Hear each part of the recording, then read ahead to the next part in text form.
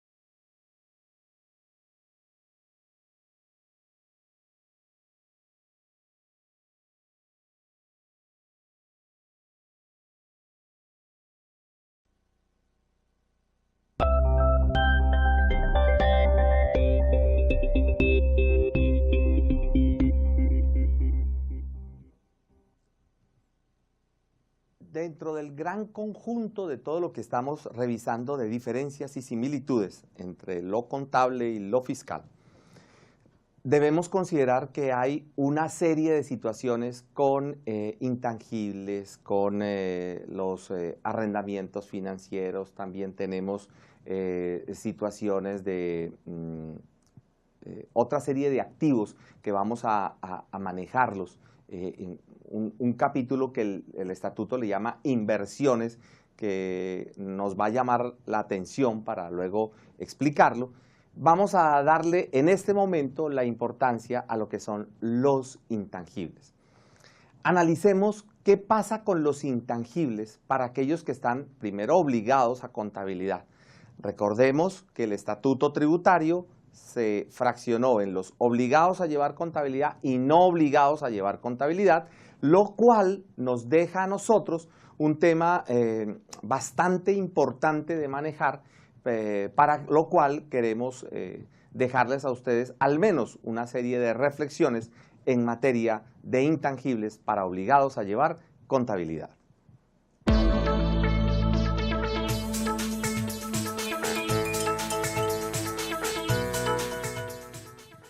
Los intangibles tienen unas características muy particulares. A veces tenemos tendencia a considerar intangibles muchas cosas, incluso fruto de la costumbre que se manejaba antes. Por ejemplo, los contratos de leasing se manejaban como intangibles, esos no son intangibles. Entonces ya hubo una reestructuración, incluso en el mismo estatuto tributario, donde ya en el artículo 74 se define precisamente los activos intangibles. Analicemos entonces qué nos dice en materia tributaria los intangibles.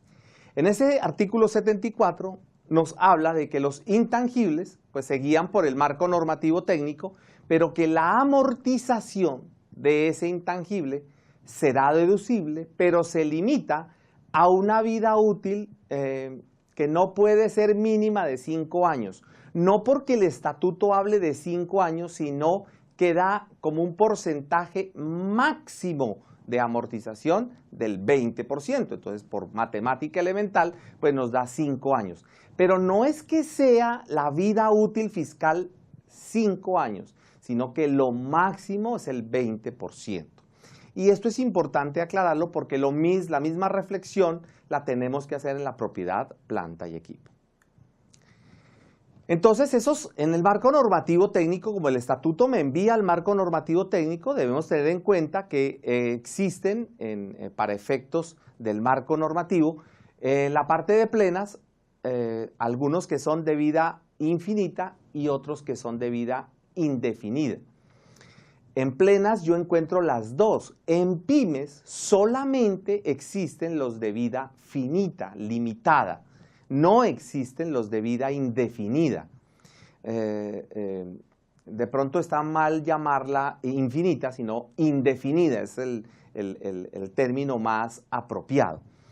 Y esa vida se puede limitar cuando yo no conozco cuánto puede llegar a durar, se debe limitar a 10 años. También no significa que el máximo sea 10 años, sino que se puede, cuando no conozco y no tengo incertidumbre de cuánto puede durar, pues la indicación que da el marco normativo de pymes es que se limite a 10 años.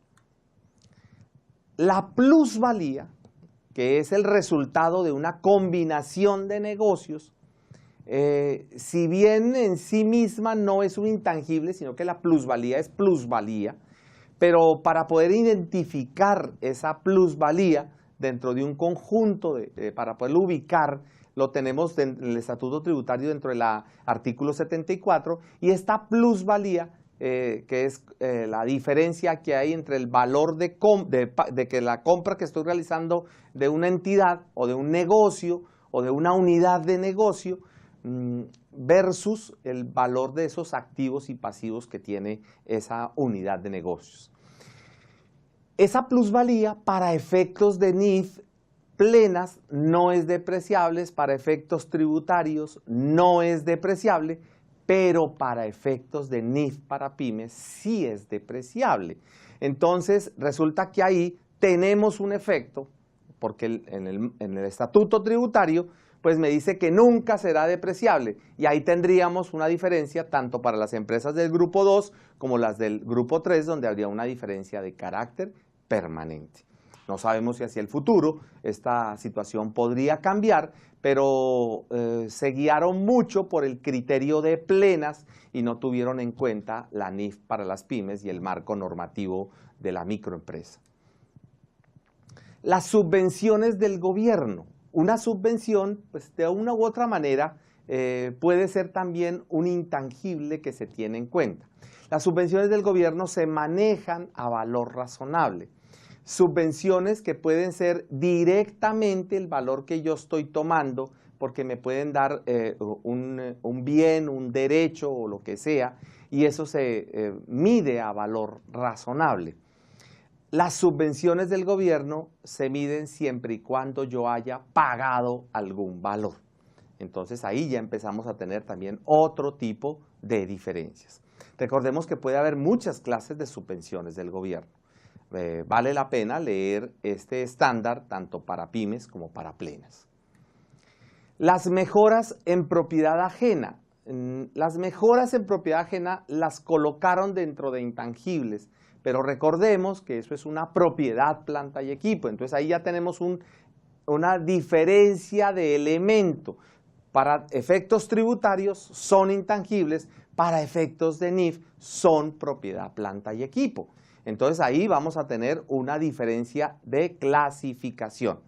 Esas mejoras, como les decíamos, para efectos tributarios se clasificarían como intangibles. Los intangibles formados, para efectos del marco normativo técnico, no se reconocen, se llevan directamente a los resultados, situación que ahora coincide con el estatuto tributario para aquellos obligados a llevar contabilidad. Los que no están obligados a llevar contabilidad tendrían allí diferencias. Ahí nos podemos dar cuenta de que no necesariamente lo que establece el marco normativo técnico es lo que está en el estatuto tributario. Y una prueba de ello es lo que acabamos de ver. Hay diferencias en metodologías, hay diferencias en nombres, hay diferencias en elementos, hay igualdades en mediciones. Entonces tenemos un conjunto de situaciones que debemos llevar muy de la mano para mantener toda esta información para efectos fiscales y para efectos de marco normativo técnico. Con ello esperamos haberles dado algunos criterios ya un poco más detallados y resumidos de estas diferencias para efectos de estos intangibles.